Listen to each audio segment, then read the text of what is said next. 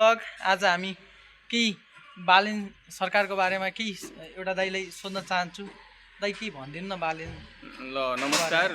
म आफ्नो personal view point राख्छु कि अहिलेसम्मको चुनावको नतिजा हेर्दा मलाई एकदमै अनएक्सपेक्टेड नै लागिरहेको थियो। त्यति ऊ पनि थिएन जब कि यो देशबाट जताततै रासोपाको जुन नतिजा आइरहेको छ अहिलेसम्म त्यो नतिजा चाहिँ एकदमै इम्प्रेसिभ छ। अनि त्यो नतिजा मैले बिहानदेखि नै मोबाइल हेर्दा हेर्दा आँखा दुखेर अहिले बाहिर निक्लेको हो। अनि मलाई यो नतिजा सँगसँगै एउटा नयाँ आश पनि छ। अब सायद बहुमत ल्यायो भने रासोपाले केही देशमा चाहिँ केही चेन्ज पनि आउँछ र हाम्रो पनि केही कुराहरू राख्ने ठाउँहरू पनि हुन्छ जस्तो लागिरहेको थियो।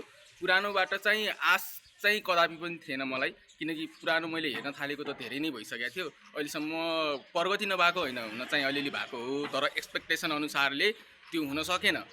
अनि त्यो कारणले गर्दा अहिले चाहिँ अब हेरौँ, अझै पनि नतिजाहरू आउन बाँकी नै छ। तर यति हो कि म खुसी छु। धेरै ठाउँमा रासोपाको अहिले अगाडि भएको कारणले गर्दा मलाई चाहिँ खुसी लागिरहेछ। अहिलेलाई त्यति नै भन्छु। अब जितिसक्यो भनेपछि हेरौँ के हुन्छ, त्यो अनुसारको कन्सेप्ट पनि बन्ला। अनि कस्तो अब परराष्ट्र नीति तिनीहरूको कस्तो हुन्छ, के हुन्छ भन्ने कुरा पनि हुन्छ त्यो हिसाबले।